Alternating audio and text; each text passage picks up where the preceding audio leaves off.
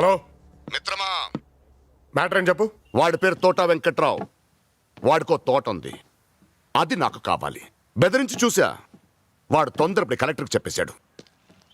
నా పని అవ్వాలి. ఏ మూర్తి పండిది,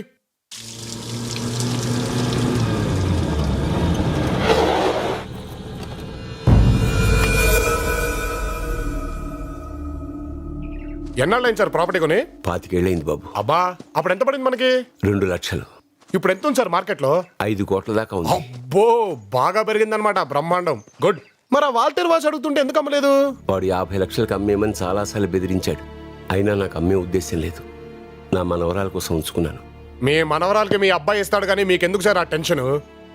నా కొడుకు కోడలు యాక్సిడెంట్లో చనిపోయారు. ఆ మనవరాలకు ఉన్నది నేను ఒక్కడే. మరి ఆ వాల్తేరు వాసి అంటే పేపర్లు అతని దగ్గర ఉన్నాయి, ప్లాట్ అతందంటాడు. ఒరిజినల్ పేపర్స్ నా దగ్గర ఉన్నాయి బాబు. మరి ఆడు కూడా ఒరిజినల్ పేపర్లు చూపిస్తున్నాడు సార్. అవన్నీ పట్టుకొని కోర్టుకెళ్తే మీరు వెళ్ళాలి. ఈ పంచాయతీ ఇప్పటికిప్పుడు తీరుద్దా? అసలు మీ మనవరాలి ఆస్తి తాలూకు డబ్బులు తినుద్దా? నా మాట విని ఆడు 50 ఇస్తా అంటున్నాడుగా, సంతకం పెట్టండి. ఇది 5 కోట్లు బాబు. మీ మనవరాలి ప్రాణం కంటే ముఖ్యమా సార్ 5 కోట్లు? ఆడెంతదవో మీకు తెలుసుగా. రేపు పొద్దున పాప అమ్మాయిని కిడ్నాప్ చేసి ఎక్కడైనా పెట్టేస్తే, చంపేస్తే మనకెందుకు సార్ ఈ టెన్షన్లు? సంతకం పెట్టేయండి. నేను చెప్పేది అర్థం చేసుకోండి సార్.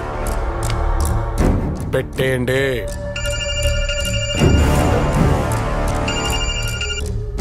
సార్, బాబుని ఎవరో కిడ్నాప్ చేశారు. చెప్పానా?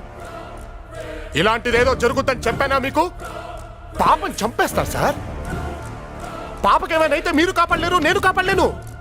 అసలు మీ మనవరాలి ప్రాణం తీసే ఆస్తి మీకెందుకు? నా మాట నేను సంతకం పెట్టండి. మూర్తి పేపర్ ఇవ్వరా? పెట్టేయండి సార్, పెట్టేయండి సార్. నేను చెప్పేది దయచేసి అర్థం చేసుకోండి. పాపని కాపాడుకుందాం, పెట్టేయండి.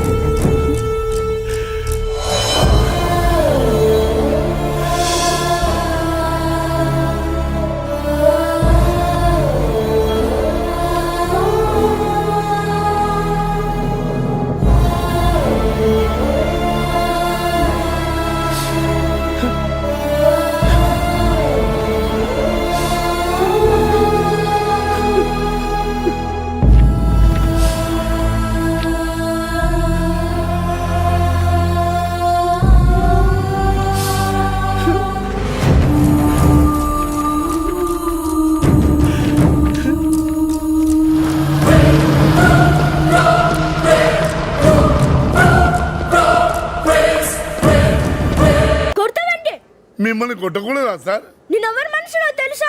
నువ్వెవరి మీద చేస్తున్నావో తెలుసా? ఎవరు మనిషి సార్ మీరు? జానీబాయ్ మనిషిని కాపాడా. చంపేసేవాళ్ళు లేకపోతే ఎదురు 50 లక్షలు ఇప్పించా.